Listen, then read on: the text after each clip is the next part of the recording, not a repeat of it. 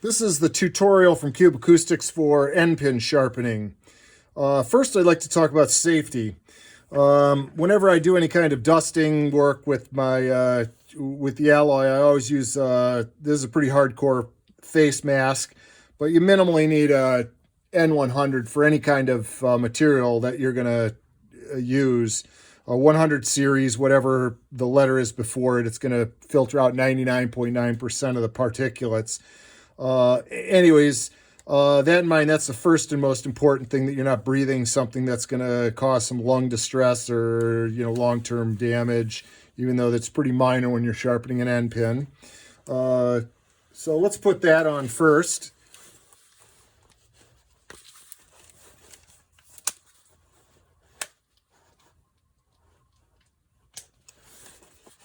My mask is on, but I got to take it off to speak. End pin that needs sharpening.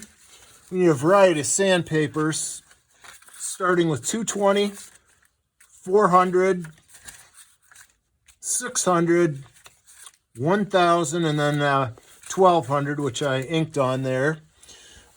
Make sure your drill motor is actually set in reverse, not the normal. This is the normal way, and we're going to have it reversed, okay? Just a little easier when you're putting it on the sandpaper.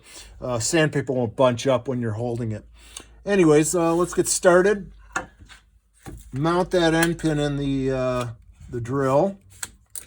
Again, make sure the drill is in reverse. And then we'll run it through all the courses of sandpaper.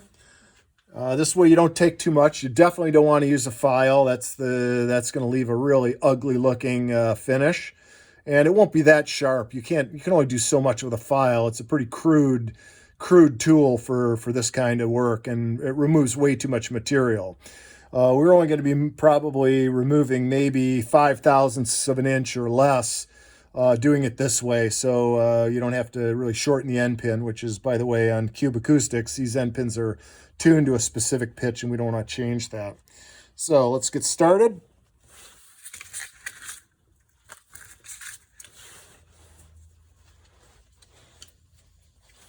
There's the 220. You can hear me through the mask. And then we just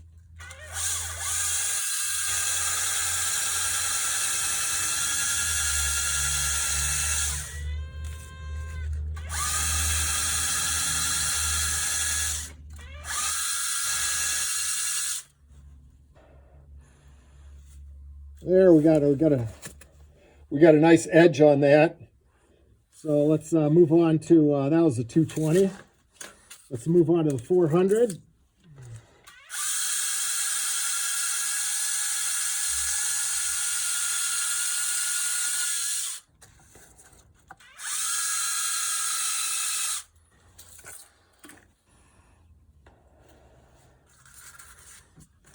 Then the 600.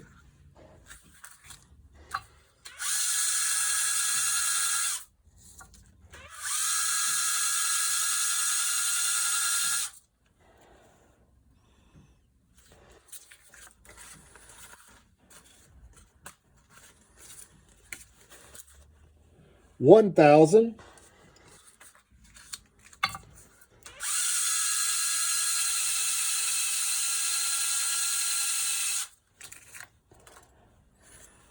And finally, the 1,200.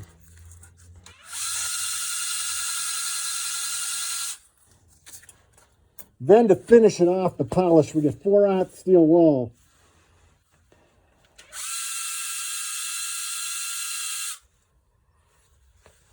And you can see, we'll do a close-up on that. There it is, all shiny and polished, and done. Again, remind you that that mask is a critical component to doing that, and also you're going to have a incredibly sharp end pin when this is done. This will grab into anything. So that's it. Anyways. Glad to give you a little bit of hint here on how to sharpen my end pins, and for that matter, any end pin. And we'll talk to you soon.